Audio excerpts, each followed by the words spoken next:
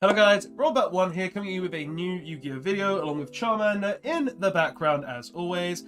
And in today's Yu-Gi-Oh video, we're going to be doing a Zoodiac deck profile. Now, I've been building this deck for a bit of time now, trying to get all the cards, and I finally decided to just buy the last few cards I needed because I managed to get one really important card. And honestly, I've been testing Zoodiac and I've been loving it. I literally streamed it last week. I won a lot of games. I beat dinosaurs, which my mate was playing, and that was just a laugh because I just basically beat him by playing Zeus and other stuff like Alpha, the King of Mythical Beasts, and all of that good stuff. And I thought, seeing as I've been playing the deck, I took it to locals last weekend. It wasn't really a meta locals. It was just like, oh, you come in and play. It wasn't a tournament or anything, but I played the deck all day and I won all the games that I played pretty much. I think I only lost one due to a brick. And honestly, playing this deck, testing this deck, I'm really enjoying it, and I thought, seeing as it's performing really well when I'm testing online, when I'm testing in real life, I thought, why not show you guys the deck profile, show you guys what I've been working on, and kind of give you guys an idea of the Zoodiac deck that I prefer to play compared to like maybe other people's builds, give you some ideas. So let's go ahead and show you guys this. And I will say this now, guys, this is not a Zoo Lich build because personally I don't like the Elder Lich cards. I don't think you need to play Elder Lich with your Zoodiac cards at all, so I don't play Elder Lich Zoo. I just play pure Zoo because I enjoy pure Zoo. But let's go ahead and get into the profile and show you guys what the deck looks like. So starting off, we play 3 Thoroughblade. You kind of have to play 3 Thoroughblade. He's a staple 3-of for the fact that, well, when he's normal summoned or special summoned, you get to go ahead and discard a Zoodiac card and draw 1 card, and that's actually really, really good for Zoodiac in general, for the fact that, one, if you have a dead Zoodiac card like Ram or something in hand, you can go ahead and discard it. Well, you can summon him, discard it, draw a card, and that card could be a potential hand trap, combo piece, search a card, anything along those lines. But also, the reason why we're playing him at 3 is because he is the biggest Zoodiac monster, so he's the one that's going to get you the most damage. And this deck, it's mainly a control deck that goes back and forth a lot of the time, so getting those additional bit of damage in, getting those big swings in, really does come in clutch. And the other reason is, well, you can make turn 1 Mega Clops with him, just for the fact that if you do open the Ram and you discard the Ram, that's literally just a 2-card Mega Clops. So you just go normal summon, discard Ram, go into Zoodiac plays, and then pop the Ram at some point, summon the Chuckanine from a grave, and then attach a material with the Tiger Mortar to the Chuckanine, and that just allows you to make a Mega Clops turn 1. So pretty good card, honestly. I really do like this at 3, and you kind of have to play it at 3 for that reasons, just because it's a draw card, it gets rid of dead cards in your hand, and it just allows you to make a 1-card combo into Mega Clubs. Next though, we play 2 Ram. Ram is one of the most important Zoodiacs in this deck. 1, if you go first, he is the one that you're going to make on a Dryden, because it means that they cannot imperm your Dryden. So you go ahead and normal Ram, summon a Chuckanine, then summon it into a Dryden or something along those lines, and they can't imperm it because if Ram is the material under the Dryden, then you can go ahead and detach material and negate a trap that would target the Dryden, which is just really, really good in general. So you want to be playing the 2 Ram for that, and also for the fact that when he's destroyed, you get to go ahead and special summon any Zoodiac monster from your graveyard. So that's just really good, having the ability to special summon, having the ability to protect your Zoodiacs from trap cards such as Imperm, and just in general be a really, really strong card. So 2 Ram. I don't want to play him at 3 because I feel like 3 is too much, but 2 in my opinion is the perfect number. And for other Zoodiacs, we play 1 Bunny Blaster. She's basically the same as Ram in a sense, where she prevents spells from targeting your Zoodiac monsters, but she also has this slight different effect where if she's destroyed, you get to add a Zoodiac monster from your graveyard to your hand. So I play her at 1 just for that. And then 1 Zoodiac Whiptail, because this is also one of the bigger ones as well, but this is actually really good for like big damage plays, where if you've got like a Zoodiac monster already on the board, you draw your Whiptail, you can go ahead and normal the Whiptail, attack with your attack with the Whiptail, attack with your Zoodiac Xyz monster, and then use Whiptail's effect to kind of attach it so it becomes a bigger monster. But also, while this is equipped to a monster, then, well, while it's an Xyz material on a Beast Warrior monster, you get to go ahead and banish any monster that monster battles too. So it's a banish, it boosts your monsters, and it helps you do more damage. So I play at 1, but I don't feel like you need more than 1 of it, just for the fact that, well, it does nothing outside of like big damages. And seeing as this Zoodiac deck is kind of a bit of a control deck where you want to control the game more so than, well, just go for big damage, I only play 1 of it, and I'm liking it at 1 a lot. It's really good. Plus it gets rid of Golden Lord if they have them in defense, which is just really good in general. But those are all the Zoodiac monsters I play. I feel like that's all the Zoodiac monsters you really need, because we do play a lot of ways to search them / summon them from the deck. So I feel like 7 Zoodiacs is all you really need to put in the main deck, and that's why I'm kind of playing that ratio. But continuing on though, for our other monsters, we also play free Alpha, the King, the Master of Beasts. The reason we're playing free Alpha is because, well, one, it's a Dragoon's out, so you can summon it. If your opponent has more attack points than you on the board than you do, so even if you control a monster, you can special summon it from your hand, and you can target monsters you control, including himself, which are beast. Well, let me just come. Yeah, which are Beast, Beast Warrior, or Winged Beast monsters. Target those monsters, and then you can return it to the hand, those monsters to the hand, and then put cards on your opponent's board back into the hand, up to the number you return to hand, monsters as well. And that doesn't target. So this is one, and Dragoon's out. So if you're playing against a deck that plays Dragoons, then you summon this, you can either beat into the Dragoons, or if the Dragoons has already used its effect that turn, you can go ahead and use its effect to return the Dragoons to the extra deck. Or you can just summon it as a big beat stick and go for big damage. So I like this because it's basically any monster out in the game. I like it because it's a big monster, and I like it because it's a free summon. Plus, seeing as we're playing Zoodiac, which all the monsters are pretty much Beast Warriors, it means that you can return more than just one card to the hand or to the extra deck. So I like Alpha in this deck for that reason alone, and it's a really good going second card at times. So I wanted to have that sort of factor. If you go second, it kind of does suck, so I just wanted to have as many ways to go second as possible on top of being able to go first, so I choose to play the Alphas in there. And I really do like Alpha. Alpha is a great card. Continuing on though, we play free Nibiru. I feel like Nibiru is just a really strong card. It says, oh, you've summoned 5 times, clear your board. And honestly, I've not regretted having it in the main at 1 at all, seeing as, well, a lot of decks in the format right now, they do summon more than 5 times majority of the time, so I feel like free Nibiru is just worth it. We also do play free Ash Blossom as well, because, well, it's Ash, it's the best hand trap in the game. Like, there's no real reason not to play Ash Blossom, so play free Ash. And 2 Ghost Spell. And the reason we're playing 2 Ghost Spell is because, well, I liked Skullmeister. I was originally playing Skullmeister, and I thought, oh, Skullmeister's really strong, it's stronger than Ghost Spell. But I chose to kind of swap to Haunted Mansion for the fact that, well, this card stops a lot more in the format right now, because it stops like Nadia's Servant, it stops the Invocation in Grave, it stops Monster Reborn, it stops Revive cards, it stops Dinosaurs to an extent as well with the Oviraptor. It stops a lot of different cards and has a lot of different interactions where it really does work. So I felt like I'll play the 2 Mansion, and in testing, it works really, really well.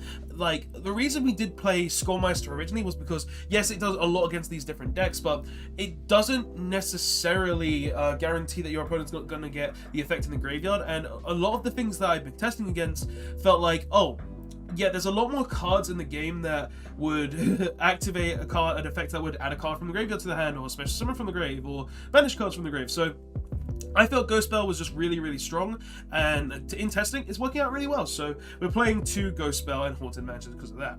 But those are all the basically hand traps, I'd say. I kind of count Alpha as a hand trap just because of the fact that he is a going second card and he does just interrupt your opponent. So we're playing a very big hand trap lineup along with the Zoodiac package.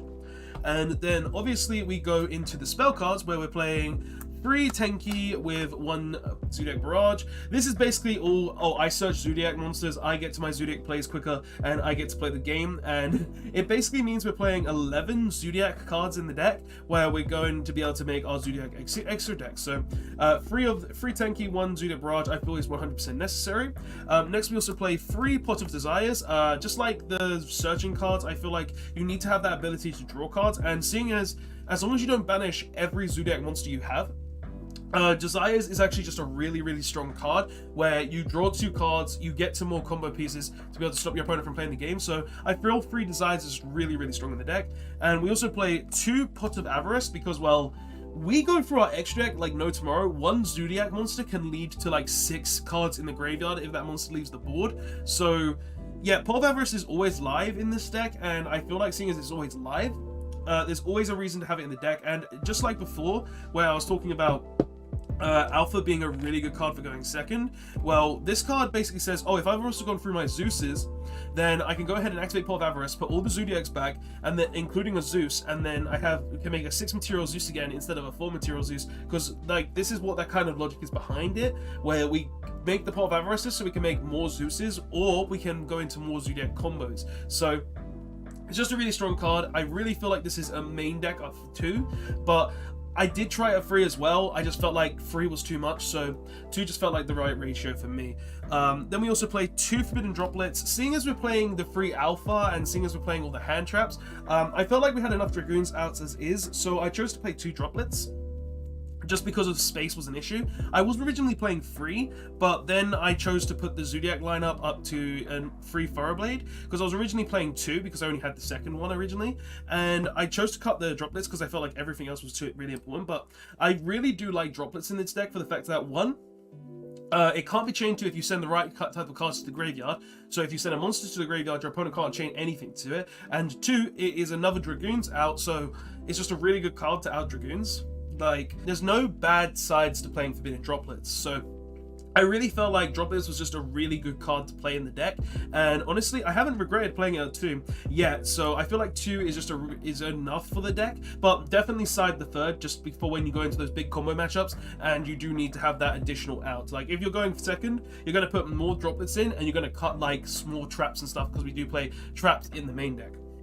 But yeah, that's the 2 Droplets, and then we play 1 Monster Reborn to go ahead and revive our Zoodiac package, our Thoroughblades, our Whiptails, anything along those lines, so we can go into more Zoodiac plays. And then 1 Harpy's Feather Duster, because it's just an absolute blowout card that says, oh, you've got 5 back row set? Well, Harpy's Feather Duster, clear all your back row. GG, well played. Simple as that. But those are all the spells. I feel like the spell lineup is pretty perfect. Like, the only thing that you could probably change is like put a 3rd Droplets in to make it like a 41 card deck. But I really did want to keep the deck up 40, so I chose to play only 2 Droplets. But going into the trap cards though, we start off with 3 Infinite Impermanence. I wanted to, sorry, that's TT. 3 Infinite Impermanence. I wanted to play 3 Imperm because I felt like having all these hand traps in the deck is good. Like, having the 3 Nibiru, having the 3 Ash, having the 2 Haunted Mansion, and having the 3 Alpha is really, really strong. But I just wanted that extra layer of protection where Imperm, it can't be stopped by pretty much any card in the game, and I can use it during my turn or my opponent's turn to go ahead and negate something like a Winder, to go ahead and negate something like just something that would say I can't play the game. So I chose to play the Infinite Impermanences, and I really do like the Infinite Impermanences at 3 in this deck. I feel like Imperm is a really, really strong card, and is a card that definitely should be kept in the deck at 3. We also do play, as you saw already, Torrential Tribute at 3. TT is just really good this format. Like, there's no reason why you shouldn't be playing Torrential Tribute, because it's literally just a blowout card. Like, your opponent has 5 monsters on the board, your opponent has like 3 monsters on the board, they summon 1, you TT, they go neg 3, you go neg 1. Like, there's no downsides to Torrential Tribute in this format, and it stops so many different decks because it just says I'm going to pop your board. And if I open up a board where I've got Ram in the graveyard and I can make Dryden, well then I'm just going to go ahead and make the Chuckernine. Chuckernine's going to revive the Ram, and I'll have the TT set if I've opened the TT. And in that case, I'll be able, if I do TT, then I'll just get the Ram effect to summon back a Zoodiac from the graveyard as well, which is just a nice little interaction from that too. But I really do like TT in this deck. I feel like he is a staple free of right now in a lot of different decks. Like, not every deck can main TT at 3, but in a lot of decks, this card is absolutely insane and is an absolute blowout card, and you should all be playing it if you have the space. And then finally, for the last 3 main deck cards, we play 3 Solemn Strike. I wanted to play Judgment originally, but I chose to cut the Judgment in favor of other stuff like the Forbidden Droplets and the Alphas and more hand traps, because I felt like having 9 hand traps was more than enough. Like, the Imperm is really strong because I can use it at any point in time. The TT is just an absolute blowout card, and then Solemn Strike is in here because this card essentially says, oh, well, I go ahead and Solemn Strike, you now lose your Inherent Summon, or I can negate any monster effect.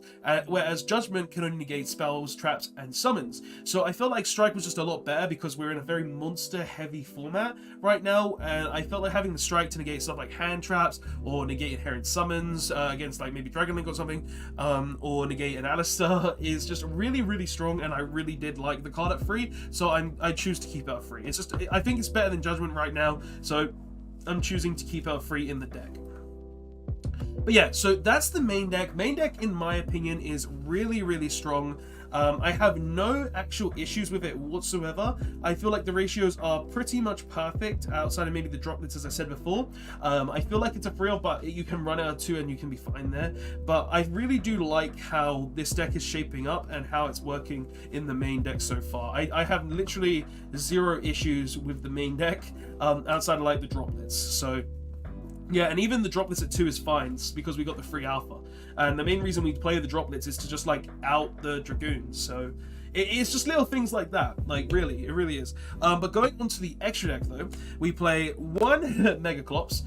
Megaclops in this deck is absolutely insane for the fact that you can just go ahead and target a card an opponent controls and target your Dryden in your graveyard, especially your Dryden, and then go ahead and get the Dryden on board by attaching your opponent's card. Megaclops is insane because of that, and it's basically an infinite recurring card where you just keep recurring the Dryden, you just keep stealing your opponent's cards, you just keep on going and stopping your opponent from being able to play the game. While also this card cannot be affected by any monsters other than Xyz monsters, so as soon as you get this on board, your opponent is going to have a very hard time to out it. So this is just really strong. It's a really good card and definitely is a staple in the Zoodiac strategy. Then onto Zoodiacs, we obviously play the 1 Dryden.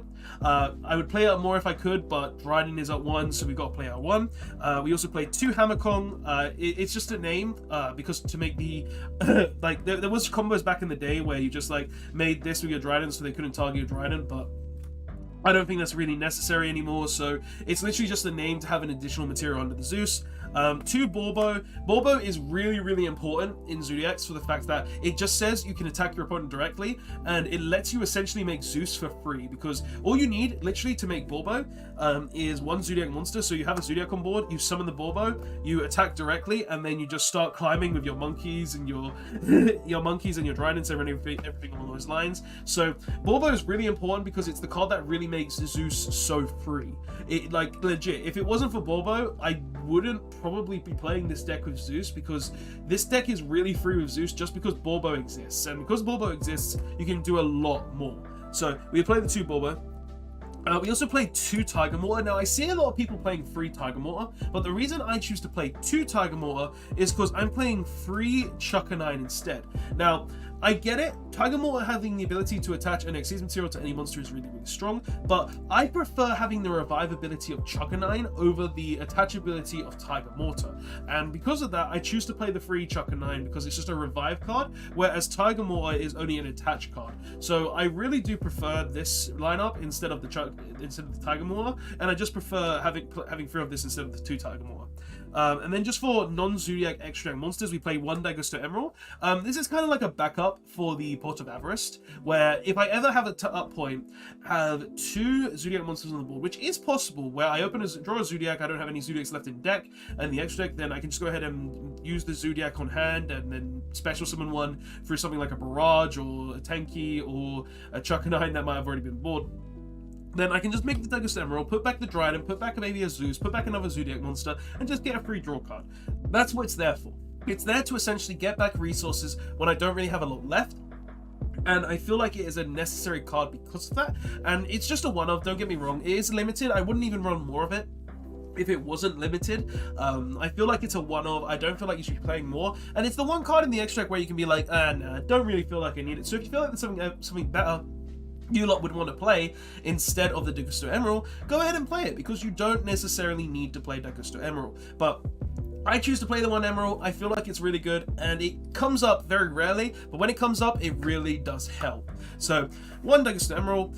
We also play 1 Drill Drive the Vespinato, because this is just literally, oh, I have a Dryden or a Zoodiac monster that has a material that doesn't have any materials left, or is just an Xyz monster that's on the board. Well, Vespinato can go on top of that monster, and then I can just go ahead and attack for piercing damage. And also, if it dies, I get to summon a Zoodiac from the graveyard. So it dies, I get revivability, does piercing damage, it goes over a 0 attack Zoodiac monster to make it 25 attack, 25 beat stick. Really no reason not to play Vespinato now, is there? It's just pretty much a vanilla that says I get a revive / beat stick, which is really nice.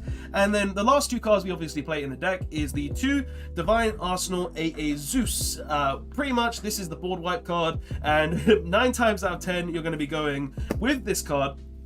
Normal the Thoroughblade, go ahead and summon the Borbo, direct attack with the Borbo, and then just go 1, Dos, Drace, Quattro, 6 material Zeus, and then detach 2 materials to wipe the board. That's what Zeus is there for. Zeus is the board wiping card, and honestly, you shouldn't play him at less than 2. You can play one of him if you really don't have the money for a third Zeus, or a second Zeus, sorry. But honestly, you should be playing at least 2 of this card, because this card is absolutely insane just for the fact that he's a big board wipe. You're not always going to have the way to put him back into the extra deck, so 2 in my opinion is the recommended number. But if you only have 1, you can obviously play 1. It's not the end of the world. But the whole reason I actually chose to finish this deck was because I actually managed to get the second AA Zeus, and that's kind of like why this deck profile spawned today. But guys, that is the video. That is the deck profile. I hope you did enjoy. I've been testing Zoodiac quite a bit, and I'm really enjoying it. I really do enjoy Zoodiac. I think it's a really fun deck with a lot of different interactions and a lot of different things it can do against the opponents. Normally you're just going to go ahead and summon a Zeus though, and just look at your opponent, summon Zeus with like 6 materials and be like, yeah, try and help me. I don't think you can, but if not, you can go into like a lot of different interactions with hand traps. You've got the alphas to go ahead and return cards to the hand. And the thing I like most about this deck is it's really just a back and forth deck. It's a back and forth strategy that your opponent gets a turn, you get a turn, and you just keep playing back and forth and see what happens. That's what I really like about Zoodiac. But guys, that's the end of the video though. Tell me what you thought of it in the comment section below. I would love to hear your thoughts and opinions. Maybe some changes that you would make to my build of Zoodiac. Maybe put the drop list up free to maybe cut a random card. Maybe you don't play the third Thoroughblade like I chose to play. But I'd love to hear all your thoughts and opinions in the comment section below, guys. Don't forget to like, comment, subscribe, and I'll see you guys in the next one. Trident to 2, please, and I'll see you guys later on. Robot1 signing out. I really enjoy this Beast Warrior deck. Later.